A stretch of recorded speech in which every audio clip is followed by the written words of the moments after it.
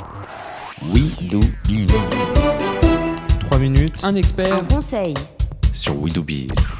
Les chroniques d'experts s'enchaînent sur We Do Biz et j'ai le plaisir de retrouver aujourd'hui Evelyne Platnik-Cohen, fondatrice de Booster Academy. Bonjour. Bonjour. Evelyne Platnik-Cohen, on va parler clients, ça c'est une habitude. On va parler aussi fidélisation. Qu'avez-vous à nous conseiller en la matière ? Déjà, remettons qu'est-ce que la fidélisation. Aujourd'hui, quand on fait des études sur la moyenne des entreprises, alors plus en B2B, si une entreprise perd tous les ans 20% de ses clients. D'accord ? Donc, ça veut dire qu'il faut travailler sur son taux de rétention. On sait également qu'aller chercher un client, ça coûte 3 fois plus cher que de le garder. Bon.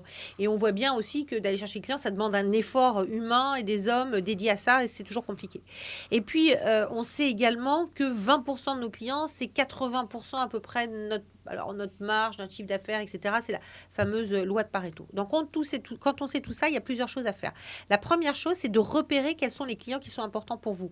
Alors, ceux qui sont importants pour vous, il y a plusieurs points à valider. Un, ils sont importants parce que le chiffre d'affaires est important, parce que la marge est importante, parce que l'image de les avoir peut être également important, mais parce qu'également le potentiel de développement que vous avez encore avec eux est important. Vous voyez, donc vous avez 4 points.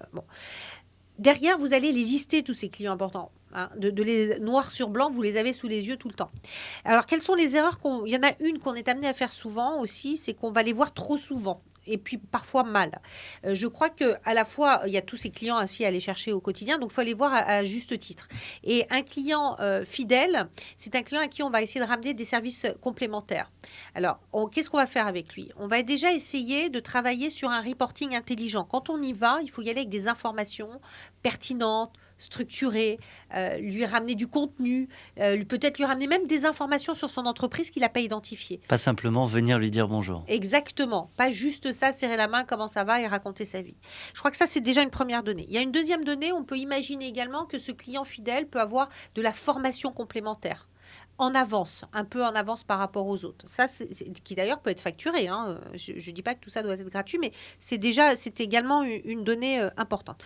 Ce sont des clients sur qui on peut faire jouer des systèmes de certification également. Donc, valoriser en disant, chez nous, vous êtes Gold. Donc, que veut dire Gold ? Gold veut dire éventuellement de l'information complémentaire. Et également, vous pouvez faire, et ça c'est un point important, de la formation des collaborateurs de façon plus pointue. Et puis, je pense que ce qui a besoin d'un client fidèle également, c'est de la reconnaissance à tous les niveaux. On a souvent tendance à vouloir faire de la reconnaissance sur des décideurs, des gens qu'on connaît, mais allez voir tout le monde, serrer la main, ramener... Prenez en considération tout le monde dans le compte, creusez, faites-vous de nouveaux amis dans le compte, ne pensez jamais que c'est terminé. Voilà, c'est tout un travail à faire au quotidien et un vrai plan d'action stratégique à mettre en place sur une année. Eh bien, sur une année, en tout cas, nous, on se donne déjà rendez-vous la semaine prochaine, pas simplement pour se dire bonjour, mais bien pour donner de nouvelles informations pratiques à nos auditeurs. Merci.